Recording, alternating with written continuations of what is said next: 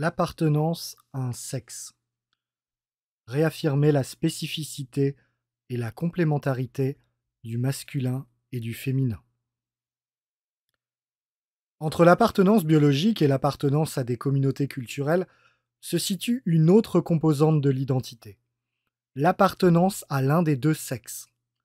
Là encore, nombre de mouvements d'idées modernes ont tenté de dissocier les dimensions biologiques et culturelles du sexe, soit pour réduire hommes et femmes à leur biologie et penser une guerre des sexes, un féminisme séparatiste, soit pour nier toute différence biologique entre hommes et femmes et faire du sexe une construction culturelle.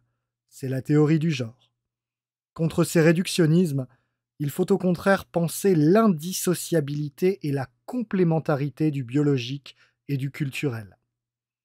Tout d'abord, il est bien évident que le sexe est avant tout un fait de biologie, qui détermine pour une large part quantité d'autres traits physiologiques.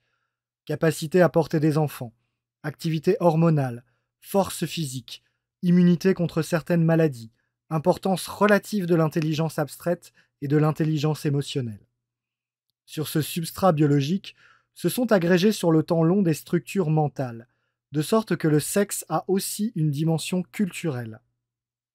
Masculins et féminins sont deux pôles de la vie sociale, associés à des représentations, des valeurs, des rôles spécifiques au sein de la famille et de la société.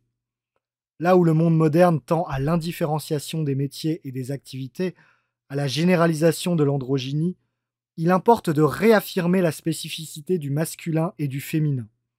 L'institution parentale, centrée autour d'un homme et d'une femme, est le premier lieu d'apprentissage et de transmission de la polarité masculin-féminin. Père et mère ont chacun un rôle spécifique à jouer dans l'éducation des enfants. Et comme masculin et féminin touchent aux représentations collectives, ces deux pôles participent aussi à la structuration politique du monde. Il n'y a aucun patriarcat qui aurait existé de tout temps et en tout lieu. Il y a en revanche des conceptions différentes du masculin et du féminin et de leur articulation respective entre des aires politiques différentes. Ne voir chez un individu que son identité sexuelle est donc absurde. L'appartenance sexuelle mène de manière indissociable les trois autres niveaux d'appartenance, à la biologie, à la famille, à des communautés politiques. En Europe, la polarité entre masculin et féminin est traditionnellement pensée sur le mode non de l'opposition, mais de la complémentarité. Les deux sexes sont différents, mais ces différences sont source d'enrichissement mutuel. Contrairement à d'autres civilisations, la femme y apparaît à visage découvert.